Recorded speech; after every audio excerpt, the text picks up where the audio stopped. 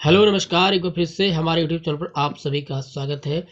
आज जो मैं वीडियो लेकर आया हूँ वो इंटरमीडिएट छात्रों के लिए है। जिन बच्चों ने समय रहते तैयारी नहीं कर पाई है उनके लिए एक बहुत ही अच्छा रामबाण रहेगा ये वीडियो, और कम समय में आपके सिलेबस को हम कंप्लीट कराने का प्रयास करेंगे। बाकी आप लोग भी अपने आराम से घर में पढ़ते रहें और खूब मेहनत करें, क्योंकि फरवरी में आपका एग्जाम है। वो राजीव प्रकाशन का है और उसी के शॉर्ट आंसर पर आज हम चर्चा करेंगे। तो आप लोग सारे काम छोड़कर अपना ध्यान जो है पढ़ाई में लगाएं। शुरुआत करता हूं कि what was the bulletin board, how was it important.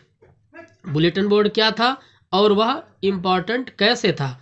तो बुलेटिन बोर्ड का मतलब होता है कि जैसे हमारे विद्यालय में जो सूचना पट लगे होते हैं तो सारी एक्टिविटीज़ की सूचना, क्या क्या कब फीस जमा करनी है, कब एग्ज़ाम होना है, जितनी भी अदर एक्टिविटीज़ हैं सारी सूचनाएं उसमें लिख जाती हैं।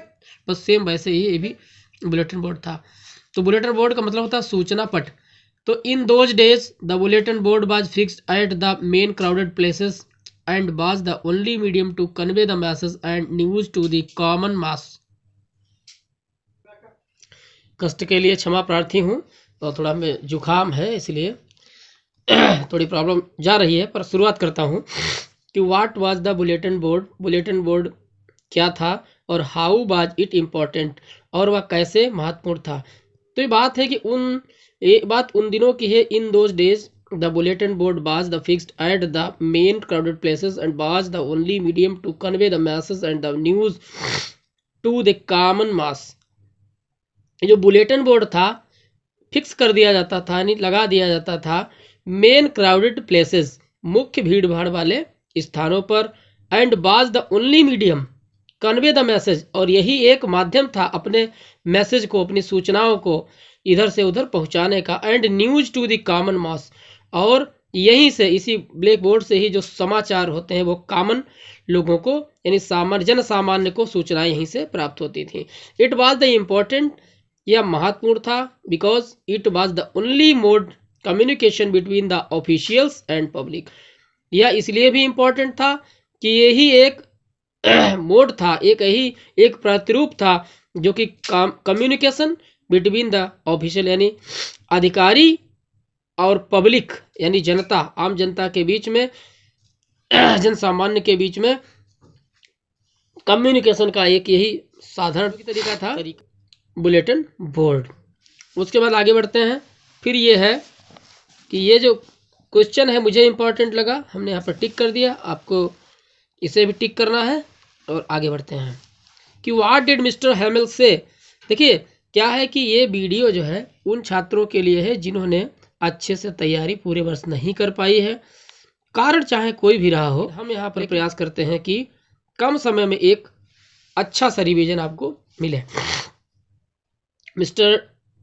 What did Mr. Hamill say when French reached to the school? जब फ्रेंच स्कूल लेट पहुंचा, ठीक है, जब फ्रेंच स्कूल पहुंचा तो मिस्टर हैमिल ने क्या कहा। When French reached to the school, Mr. Hamill saw him and said very kindly to go to his place quickly. जब फ्रेंच स्कूल पहुंचा तो मिस्टर हैमिल ने फ्रेंच को देखा और बहुत ही नम्रतापूर्वक बोले कि जाओ अपने स्थान पर शीघ्रता से बैठ जाओ। And they had been beginning without him, हम उसके बिना ही शुरू करने वाले थे। आगे बढ़ते हैं, लगता है वो ये है, ये वाला। What did Mister Hamel say about the language and its importance. Mister Hamel ने भाषा के महत्व के बारे में क्या कहा। और what did Mister Hamel say about the French language, अथवा मिस्टर हैमिल ने फ्रेंच लैंग्वेज के बारे में क्या कहा। तो Mister Hamel said the French language was the most beautiful language in the world. Mister Hamel ने कहा कि जो फ्रेंच भाषा है वो संसार की सर्वोत्तम सुंदर भाषाओं में से एक है, क्योंकि यह कैसी है, द क्लियरेस्ट, यह स्पष्ट है, द मोस्ट लॉजिकल, और अत्यधिक तार्किक है।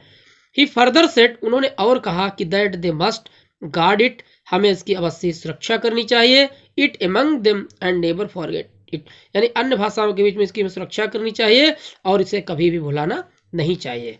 तो वेरी वेरी मोस्ट इंपॉर्टेंट एक और क्वेश्चन बनता है कि what did French think about the pigeons and why. देखिए कि व्हाट डिड फ्रेंच थिंक, और फ्रेंच जो लड़का, नन्हा लड़का है, वो क्या विचार करता है कि क्या कबूतर, देखिए होता क्या है, अब ये फ्रेंच बैठा सोच रहा है कि यहाँ पर जो है जर्मनी ने फ्रांस के एक ऐसे क्षेत्र पर कब्जा कर लिया है, जर्मनी ने फ्रांस के एक ऐसे क्षेत्र पर कब्जा कर लिया है जिसमें ये मिस्टर हैमेल का स्कूल भी फंस जाता है। ठीक है, तो नन्हा लड़का जो फ्रेंच है वो विचार करता है कि कबूतरों पर, क्या कबूतरों को अपनी स्वाभाविक भाषा, प्राकृतिक भाषा छोड़ देनी पड़ेगी या बेचारे कबूतर भी जर्मन भाषा बोलेंगे। French wondered about the pigeons, French जो है कबूतरों को लेकर आश्चर्यचकित है और कहता है कि that if they Germans would make them sing in German, क्या जर्मन जो जर्मनी के लोग हैं, क्या जर्मनी के जो लोग हैं वो क्या कबूतर को भी जबरदस्ती करेंगे कि आप भी जर्मनी भाषा बोलो। ही थॉट, और उसने ये भी विचार किया कि when he heard the pigeons cooked very low on the roof, और उसने विचार किया जब ये कबूतर उसने देखे कि जो बहुत धीरे धीरे बोल रहे थे, तो उसका विचार आया कि क्या कबूतरों को भी अपनी निजी भाषा छोड़कर, प्राकृतिक भाषा छोड़कर जर्मन भाषा बोलनी पड़ेगी। आगे बढ़ते हैं। जुकाम के चलते वीडियो बनाने में काफ़ी प्रॉब्लम है, लेकिन क्वेश्चन नंबर 9 देखते हैं कि what happened when church clock struck 12, क्या हुआ जब चर्च की क्लॉक में 12 बजते हैं। चर्च क्लॉक मतलब गिरजाघर। When the church clock struck 12, जब चर्च की घड़ी में 12 बजे, the trumpets of the Prussian returning from their drill sounded at which Mister Hamel stood up. तो 12 जब बजते हैं तो जो ट्रम्प्स में से कदम ताल, आप जो प्रसियन सैनिक थे उनकी कदम ताल दोबारा वापस सुनाई देती है मिस्टर हैमेल को, और मिस्टर हैमेल बेचारे स्टूड अप, खड़े हो जाते हैं। बेरी पेल, बहुत ही व्याकुल, बड़े मलिन मुंह से, इन हिज चेयर, अपनी कुर्सी से, he try to give his farewell words but choked, वो बच्चों को जो फेयरवेल होता है, विदाई वाले कुछ शब्द बोलना चाहते हैं बट चोक्ड, लेकिन वो अवरुद्ध हो जाते हैं। तो आज का वीडियो इतना ही, मिलते हैं अगले वीडियो में। थोड़ा स्वास्थ्य ठीक होगा, जुकाम उखाम ठीक हो जाएगा, फिर बोलेंगे। पढ़ते रहिए, हंसते रहिए, मुस्कुराते रहिए। नमस्कार।